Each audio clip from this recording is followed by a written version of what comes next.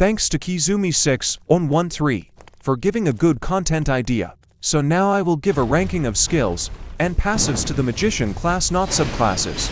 As far as I know, there are 15 Magician skills and passives, so I will discuss from weakest to strongest. And at the end of the video I will make the best setup for Magicians, and there are two categories: PV Solo and PV Party. I don't understand why this skill is in Magician. Well, don't use it. Useless skill. This move is very useless in any content, so don't use it. Even though it sounds OP because of the homing arrow. This skill is actually very rare to hit enemies. This skill still has too many bugs and is even difficult to land.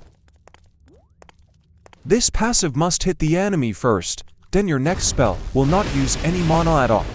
And there is also a chance for this passive to work. There are too many requirements for this clearcast to work. The next skill, it does not use mana, but actually there is something more worth it than this. Actually, this passive is very good. But because this passive is buggy, I don't really recommend it, but if you don't feel bothered, it's okay. This passive disappears, you rejoice, so you have to reuse it again. I think it's quite annoying, so I hope after this video is uploaded they fix this passive. I rarely use this skill because I think it's not very good for mages. Usually mages attack from a distance, not from close range.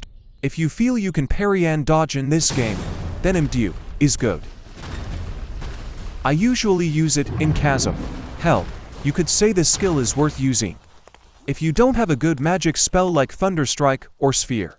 This buff is very good. It lasts 5 minutes and adds 50 STR/AGI/INT. But its weakness is quite annoying, which is 175 mana drain. So in my opinion this buff is only suitable for pure support classes like Priest. I rarely use this buff, and well, there are no significant changes. All bosses are still very easy except world bosses. Better version of buff because it doesn't use mana, it only lasts 20 seconds. I also warned that this buff doesn't really affect all flame spells. Only magic spells like all lightning spells, all water spells and all magician spells. This passive has good synergy with mana shield and diverted energy. But this passive will still reduce your mana greatly when you are hit by a strong attack without mana shield. So I don't recommend this passive. You as a mage user want your mana to always be there when fighting. I like this spell because it has a fairly fast cooldown. And this skill is a teleport type, so it won't be affected by the Ragnarok dagger, which only slows your movement speed by 40%. It sounds like a PvP skill, but this is also a very good PV skill. When you are trying to run away from an enemy chasing you, more and more armor must be used, otherwise your defense will be too little. Well, even though you are a mage from behind, I suggest you still use it, just in case. They can be stacked, so your mana regen will be faster. Must use when you cast spells like Rat Plague that need to be held to spawn 5 rats, or like Flamethrower. This passive is very helpful for your mana to be more durable during battle, so this is a must-use.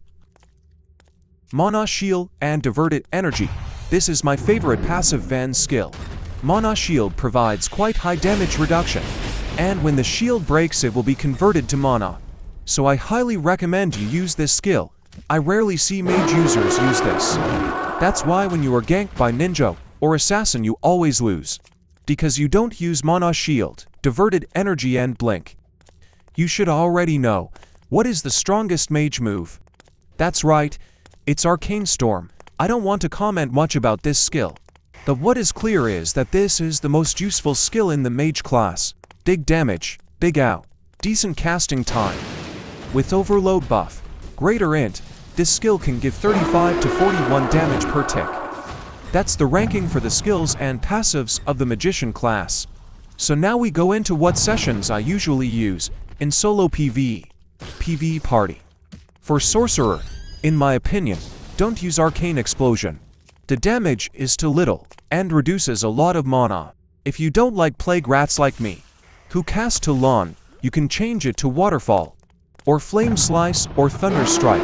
If you ask why not use Plague Breath, They nerfed that skill very badly, and in the next big update maybe, I will make a new tier list spell again, the difference with the PvP spell tier list too. That's all. Thanks for watching.